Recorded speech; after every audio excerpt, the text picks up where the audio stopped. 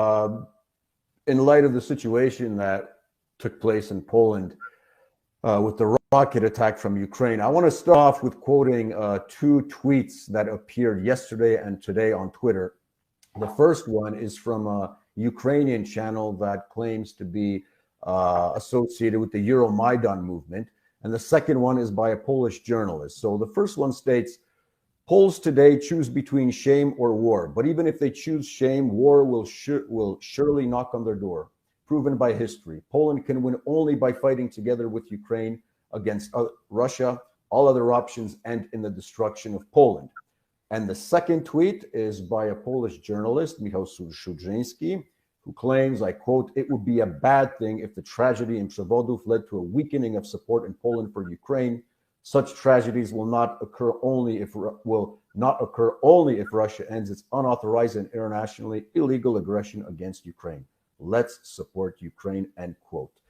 Doug, how do you respond to those two tweets? Well, I certainly support mutual understanding and cooperation between Poles and Ukrainians, but I don't support the notion that Russia currently is a Soviet-like enemy that has to be fought at all costs. I don't see any evidence that Moscow is interested in attacking NATO.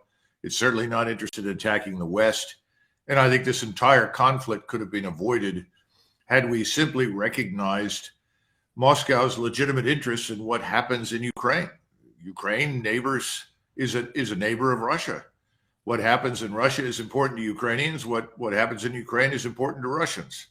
So we could have intervened early on and said, let's have a ceasefire and talk. In fact, we could have listened to the Russians over the last 10, 20 years about their concerns with what was happening inside Ukraine. And I think now we see with this Zelensky regime, a very dangerous government that is incurably hostile to Russia, that responds exclusively to instructions from Washington, that has decided that it wants to fatally weaken Russia in any way possible. The whole thing has backfired, obviously. Russia is actually economically and financially stronger today than it was when the intervention began. I would argue it's becoming stronger with each passing hour militarily.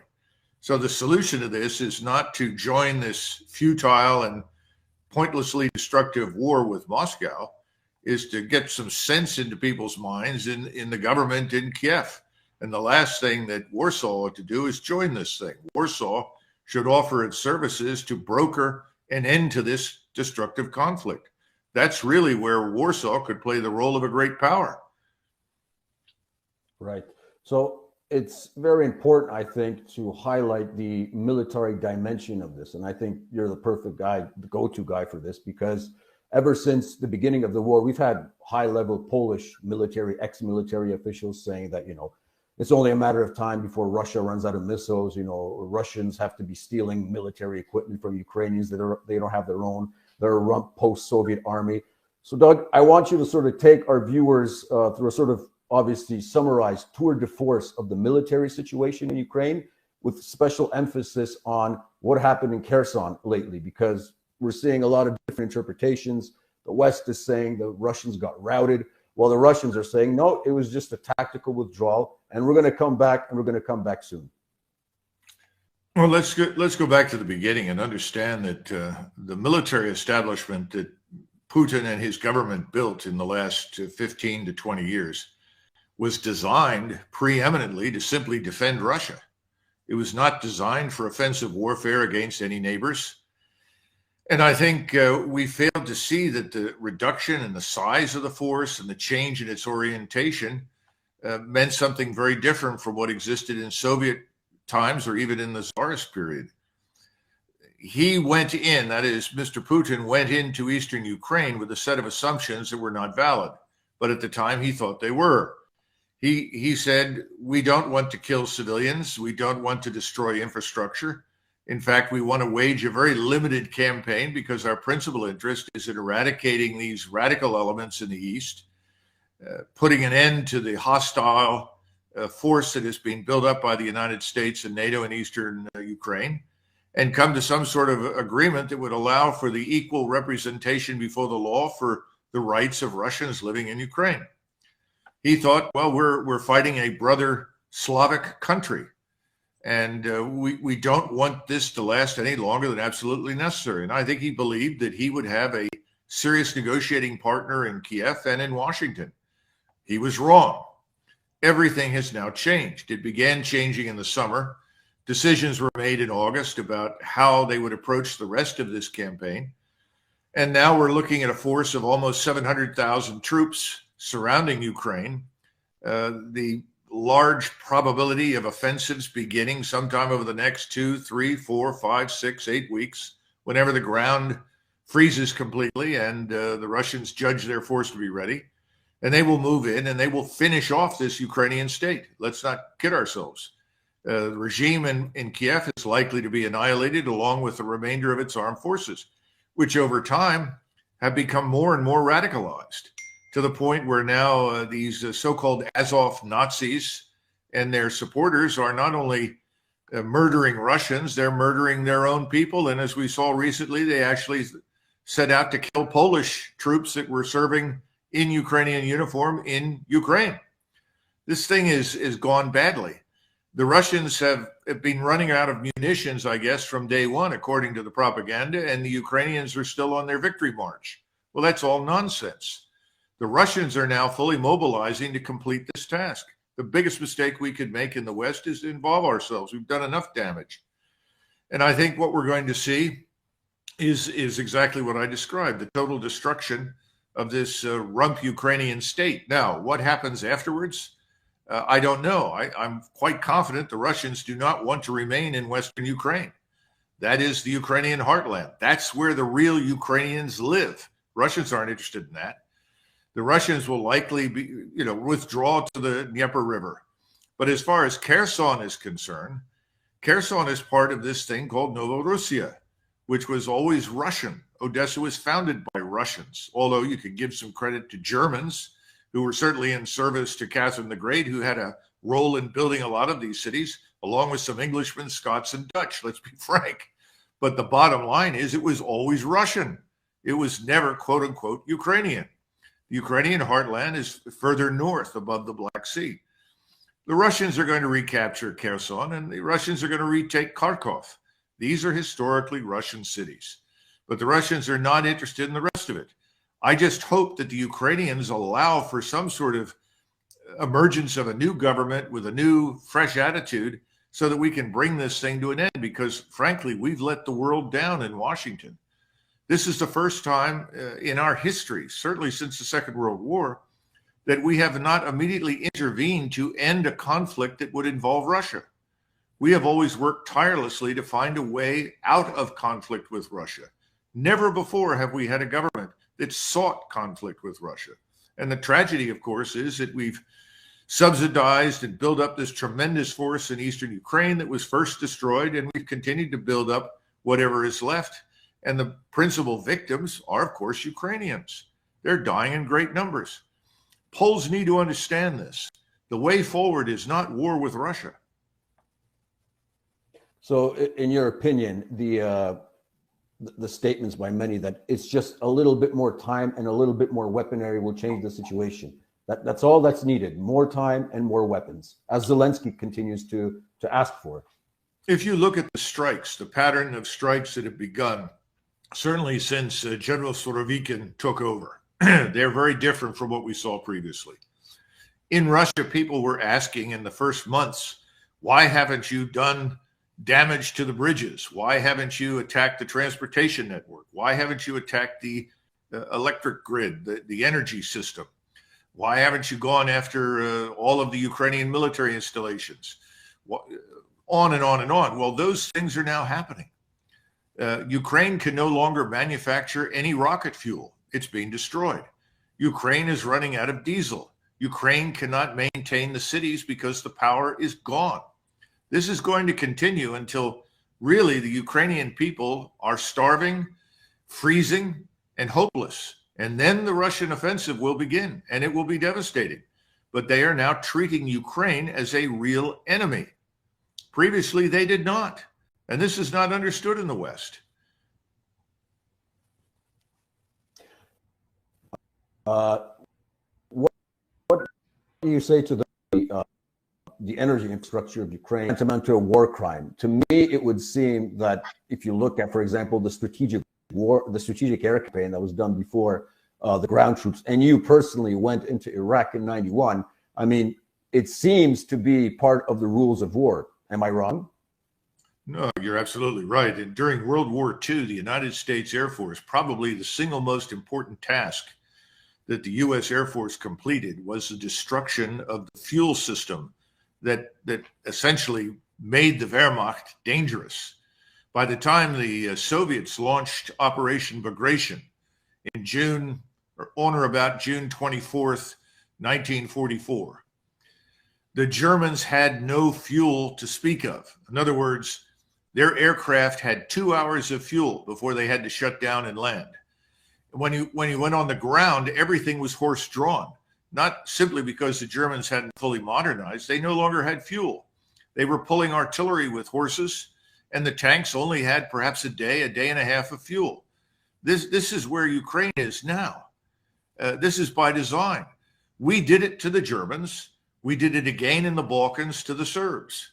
This is not a war crime. This is a prudent measure that anyone would take in war. So we're watching the Russians doing exactly what we have done or what we would do. Right. Going in a broader sort of historical context now, because we know that Putin has been saying from the very beginning that most of this has to do with NATO expansion, or at least stopping NATO expansion. Now, in the late 90s, I know you were in SHAPE headquarters in Brussels. You knew General Wesley Clark. In hindsight, and taking into account the opinion of a lot of other esteemed American statesmen like the late George F. Kennan, and I'm asking this as a poll, which might seem like a paradox to many of our viewers, but I think if you evaluate it in terms of consequences, you have to ask these questions. In your opinion, was NATO expansion in 1999 and the later NATO expansions prudent moves on the part of the United States? No, I don't think it was. And when I was there, this question came up, and there were lots of interesting discussions. And I had the privilege of talking privately to very senior officers in the German military. And I asked them point blank, how do you feel about this? And they all believed strongly that NATO's purpose in Europe was to prevent another war in Europe. That's what they believed. And I said, well, does bringing Poland into NATO help or harm that purpose? And they were convinced that, given what had happened to Poland in the past, bringing Poland into the NATO fold, into this Western alliance, was something that they absolutely were obligated to do to help Poland. And when the question came up, well, what about Polish interest in lands lost during the Second World War? Well, the German attitude was, well, we've come to terms with the losses of territory that we had. I'm sure the Poles will too. Well, at the time, I heard different things from the Poles, and I certainly heard different things from the Hungarians, who continued to talk about the lands of the Crown of St. Stephen. But that was the attitude on the European side. Now, when you move to the American side, there was no thought about history, culture, religion, language, nothing. The American leadership didn't care about any of that. In other words, what Polish Lithuania had been, whatever the Kingdom of Prussia had been, whatever the Kingdom of Hungary was, whatever the Habsburg Empire was, none of that made any difference. There was no willingness to look back to the roots, the origins of people, and understand their interests. And they said, what we are doing is that we are pressing forward in support of a quote unquote democratic revolution that eventually is going to reach Moscow. Well, I remember hearing this and I looked at them and I said, what sort of hallucinogenics are you taking? What about the people that live in these countries? What about their interests? Oh, well, they don't matter. They're going to be happy in this utopian democracy of perfect diversity. It was completely irrational, and that was the American perspective.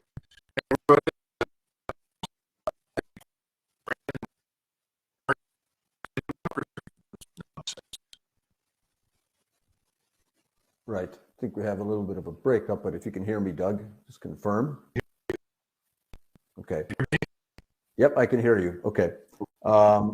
So in this context, I think it's a question, because I don't think any Cold War president, from Truman to Reagan, would ever contemplate that the United States would be on the brink of war, potentially nuclear war, over whether Ukraine would join NATO. I don't think them ever contemplated such a situation. It's impossible. But again, what the Europeans thought and what the Americans thought were very different. It was a dramatic divergence of opinion and perception there. Your audience needs to understand that. And I think what has happened is something that I forecast back in January when I had a conversation online with Dimitri Simes in Washington. And I said, I think if this thing lasts for more than a few months, this will destroy NATO. And I think that's well underway, especially since, as you know, I'm very well connected in Germany, and the things I hear from the Germans are frightening. I think by destroying the Nord Stream connection to Russia, and then ultimately with this war that we've done everything in our power to expand in Ukraine, the Russians are prepared, the Germans are prepared to walk away from us. So I think what will happen now is we'll see some sort of restoration or rapprochement between Moscow and Berlin on the scale of what we've seen historically. And that was supposedly something everybody said they wanted to prevent. So now it's going to happen, absolutely. And there are lots of Germans who are very upset with the Polish government that continues to beat the drums for war. The Germans don't understand why. And I continue to ask why. I ask all the time when people say, well, isn't this a good thing? We're weakening Russia. Russia's an enemy state. I said, really? I said, Russia is no longer the Soviet Union. Is Russia massing armies to invade Western Europe? No, of course not. What is Russia doing that it deserves to be destroyed? I never get an answer. Well, they're bad. They're anti-democratic. Well, a lot of the world is anti-democratic and always has been and probably always will be. It's an unfortunate set of circumstances. And I think the Poles, to a large extent, have fallen into this trap. And they need to get out of it. They need to see they need to establish their interests. What is Poland's interest? Does it really coincide with what this government in Kiev wants? Is that what they want? Are they unified? Are they on the same side, striving for the same things? I don't think so. I think a lot of our audience would agree. Doug, just going back to what the former CIA director, General Petraeus, said a few weeks back, there was talk of a coalition of the willing, as you well know, that there might be some small force outside of official NATO going into Ukraine, the Romanians, the Poles, and the American 101 Airborne. I know you've discussed this in your previous interviews. Have you heard anything new on this? Were we seeing any new developments, or has that been sort of backtracked now in light of what happened with the accidental, supposedly, rocket attack on Poland from the Ukrainian side?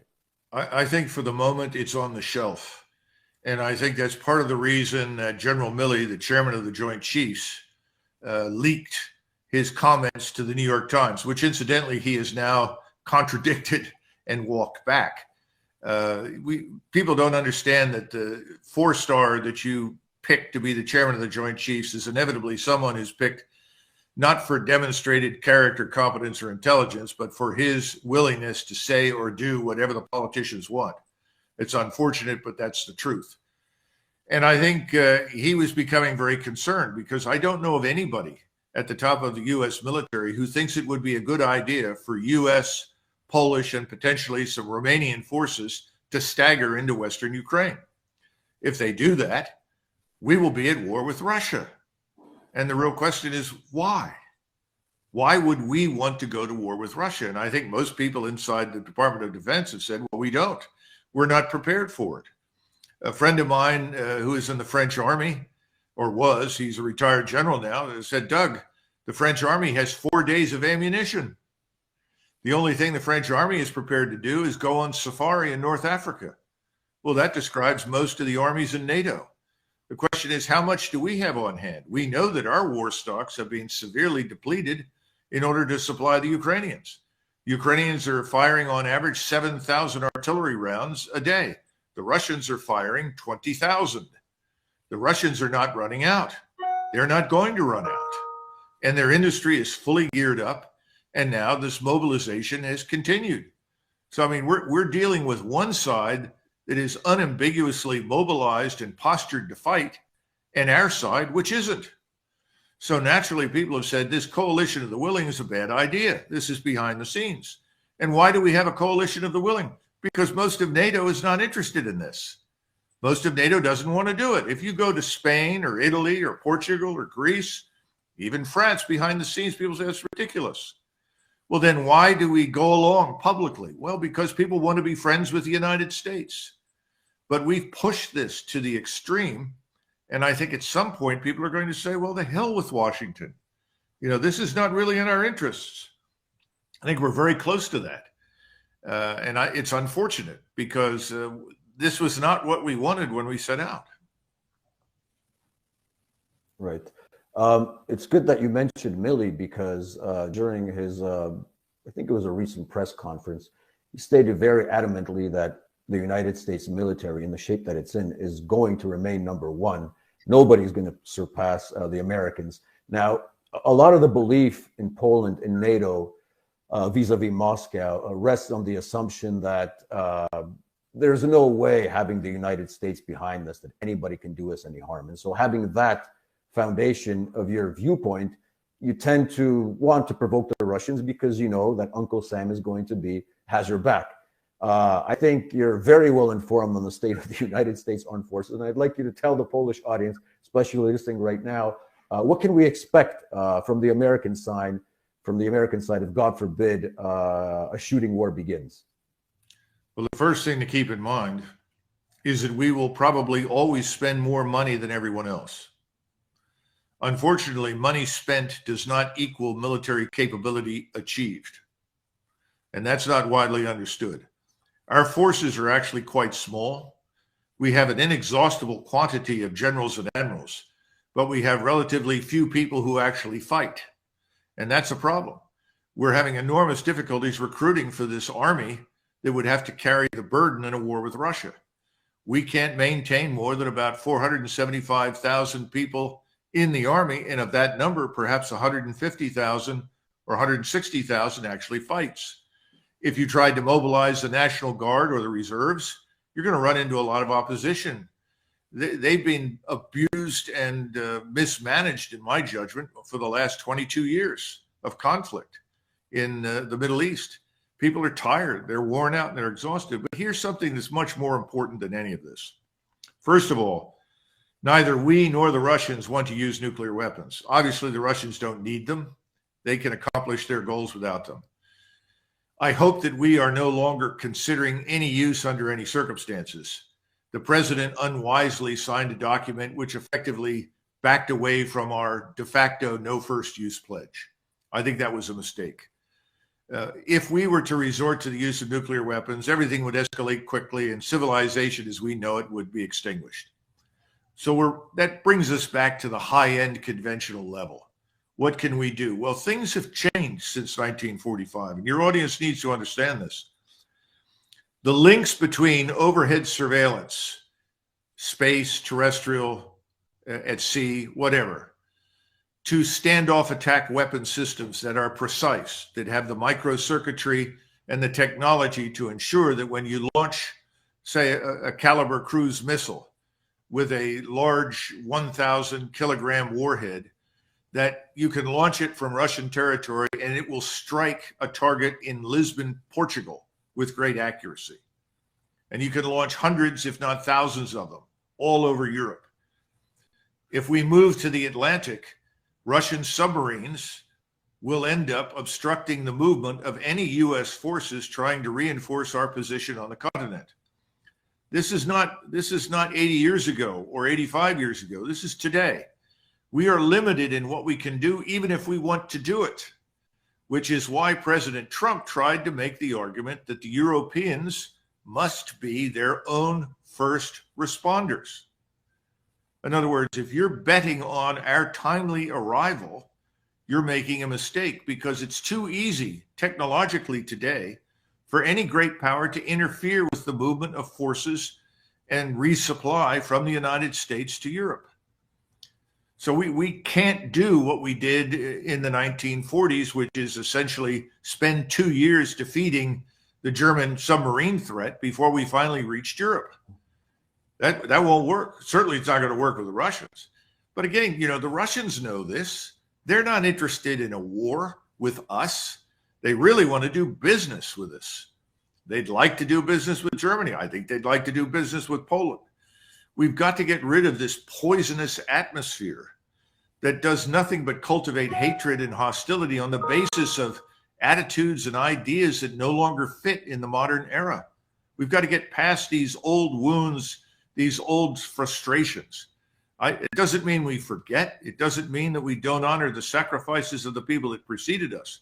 But we have to live in this world today with a different set of people and get on with it. And I think that's something that this administration has failed to do.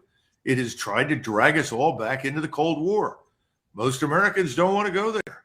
I certainly don't. Right. It's good that you mentioned Trump. From public records that you had dealings with the former president. Vic Bond recently stated that if Angela Merkel were still in power and Donald Trump was still in the White House, this war probably would not have taken place.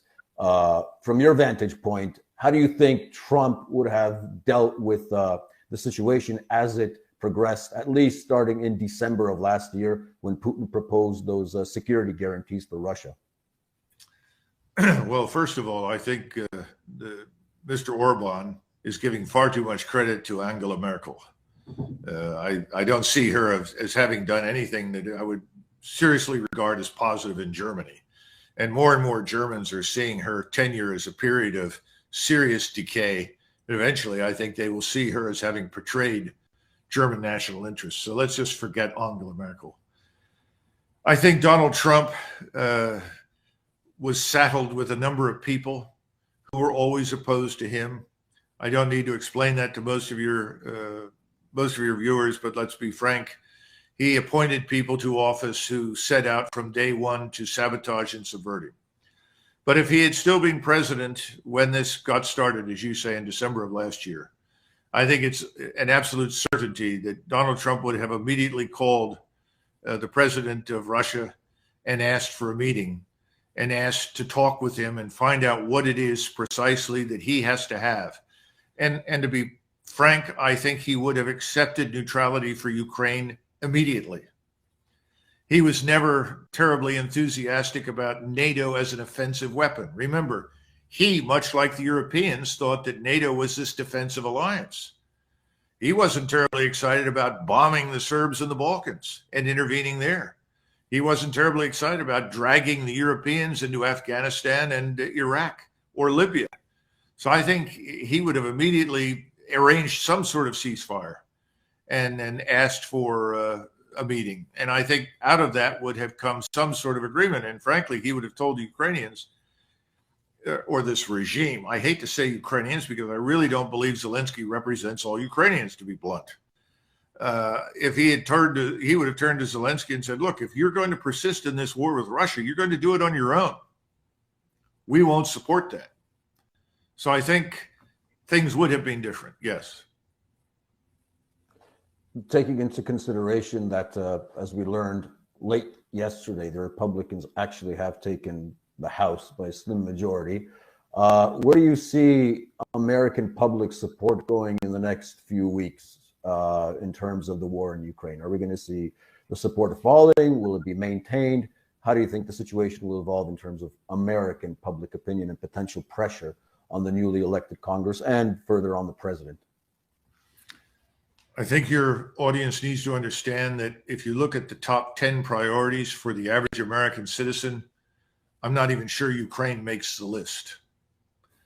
The problem that we have is that certainly for the last 30 years, certainly in the aftermath of Desert Storm in the 1990s, it really gets off the ground under Bill Clinton, but you could argue that Bush starts it with his intervention in Somalia, which everyone warned him against, including General Powell. Americans are not interested in these interventions anywhere. And as a result, the interventions persist because donors buy up support on the Hill, and people on the Hill think that they benefit from this, both financially, which is true, and secondarily because they can then posture and say, look how powerful we are. There are, unfortunately, Americans who are confused that think when we bomb someone somewhere, that makes us look great. It doesn't. But there are stupid people who think that way. So I think that's the problem. And now Ukraine is this place somewhere far away. The money is being spent. And this is more money adding to a $31 trillion national sovereign debt that most people don't truly understand. And they're watching the interest rates rise. They're watching inflation increase. They're watching the breakdown in the rule of law in our cities and along our borders. They're watching the invasion of this country by millions of people from the developing world, primarily Latin America. And they're saying, what are we doing in Ukraine? Why aren't those troops protecting our borders? Why aren't we stopping the criminality?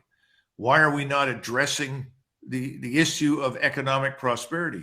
Why are we not doing as President Trump wanted to do, repatriating manufacturing back to the United States? This crowd in Washington is very good at distracting people.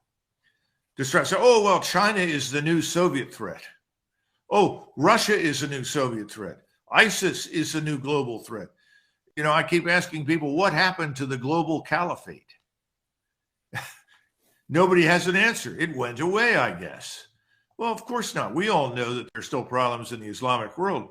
But the whole issue was, how do we improve the situation by involving ourselves in it? And the answer is we don't. So I think that the American people aren't the problem. The problem right now is in the Hill. It's the Senate and the House, where people are responding to donors. I was asked this morning by a prominent journalist, why do people do these things? I said, find out who the donors are. Find out how much money is pouring into these politicians' pockets for their reelection, for their sustainment in office. You will answer your question. The average American is not sending millions of dollars to Washington. So where does this come from? And I think this is all going to come together somehow. You look at the FTX disaster that involves this phony digital coinage, and the individual who was involved with that, who was obviously a big supporter of Mr. Zelensky. What a shock. And Zelensky is investing money that they've got in Kiev with him. What a shock. And now we find out that this makes Enron look like a sideshow. We're not even sure how many hundreds of billions of dollars have been lost in this enterprise. But who was benefiting on the Hill? You have as many people on the Republican side involved in this as you do on the Democratic side, which is why we refer to this as a uniparty. So the way to sum up is this. Will the attitudes in America change things in Washington? Yes, but not immediately. This will drag on until it becomes unambiguously clear that the Russians have crushed the opponent. And I think that's what Moscow has figured out. They don't have much choice. They don't have a real negotiating partner. And anything that would be on offer would be treated with great suspicion. As a Russian at this point, I would be very reluctant to believe anything we said. Right. Just one final question, because there's a lot of talk, obviously, coming out of the summits that have been taking place, the Shanghai Cooperation Organization, the new BRICS structure. We know a lot of countries are putting in applications to join. We've heard of Turkey, we've heard of Saudi. Just to end off as a last opinion from your great mind on this, a lot of people are poo-pooing, so to say, Eurasia and the BRICS organizations, that, they're never going to be any sort of competition for the United West, the West. But we're seeing more and more capital, we're seeing more and more people, we're seeing more and more technological and military potential taking place in the East, not in the West, which has become a very deindustrialized zone, to say the least, and it's basically committing Europe demographic and economic suicide as we speak. So what do you think is the trajectory of Eurasia vis-a-vis the collective West, and also taking into consideration what's happening in Ukraine? Is the East going to be a strong competitor, or is the East on its way to becoming a hegemon? first of all, the institutions that support Western financial power and ultimately American financial domination are not reproducible in the East. In other words, building up the system and the various institutions that support our financial dominance will take a while. Now, I have no doubt that they're going to try. I also think that at some point they will succeed. We were always viewed as trustworthy. In other words, who do you want to trust your money to? Well, people were ready to entrust their money to us. We are now seen as unreliable, or at least as deceitful. And there is a tendency in much of the world to back away from us. People, for instance, don't understand that if you look at the World Bank, we have effectively used that to bully nations into growing crops that we wanted them to grow versus the crops they wanted to grow. Now, this may seem like a minor thing, but not if you live in those countries. I think people around the world are tired of being bullied by us. And of course, added to this is the transfer of our enormous debt through dollar-based commerce to them. When does this all break down? When does it all change is anybody's guess. Not quickly. Not in the next 6 months, probably not in the next year. But eventually, absolutely. I think the so-called Rubicon has been crossed. And Russia will have a role in this, but Russia is not delusional. They know they're not going to be the global power that drives it. And, you know, contrary to popular belief, the Chinese that want to make money are not terribly excited about replacing us. It's a much more mixed bag, but ultimately, I don't think any of them have much choice. India, China, Russia, much of the developing world, the Middle East and Asia, I think they're going to turn away from us. Now, of course, we could change. You know, we could throw these people out, give up this sort of permanent bid for military hegemony around the world, which we use to intimidate and bully people. But in the short run, I don't see it happening. Ladies and gentlemen, Colonel Douglas Macgregor was our guest this evening. And I want you to do one thing when you end off on our interview today. I want you to Google FTX, as Colonel Macgregor said, a very important player in the last couple of months, as you will see. And I think a lot of developments will come from that investigation.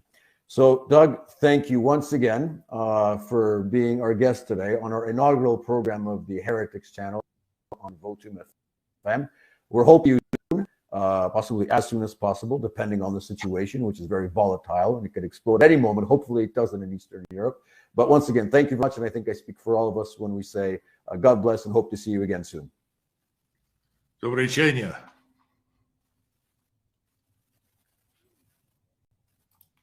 Do widzenia.